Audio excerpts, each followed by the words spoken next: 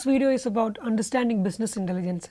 So before going into the course, we have to understand the concept of business intelligence because BI in Power BI stands for business intelligence. Business intelligence is nothing but the use of technology for understanding and analyzing the data. And there is something like historical data, the present data, and also predictive data.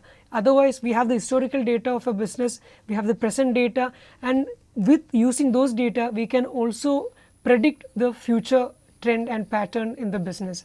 So this is also something which is made possible by business intelligence tools and softwares. And the third thing is, the important thing that is covered in a business intelligence software is reporting, online analytical processing analytics.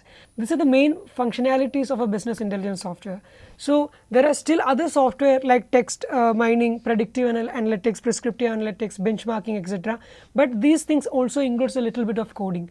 But reporting, analytical processing, analytics, simple analytics, this doesn't involve any bit of coding. So that is the beauty of a business intelligence tool. And the last thing is, BI technologies can handle large amount of structured data and also to some extent of unstructured data. So now with regards to Power BI, there are a lot of BI tools in the market. So why Power BI is a big question. It is mainly because Power BI is basically pushed by Microsoft as a zero coding software. Now talking about business intelligence, there is something very important to understand. What is a self-service business intelligence? So self-service BI tool, that means a tool where you can analyze the data, get meaningful insights without any in-depth knowledge or without having any coding or any kind of technical knowledge. Still you can analyze the data. So that is what we mean by a self-service BI tool. So that's all for this video. Now see you in the next video. Thank you.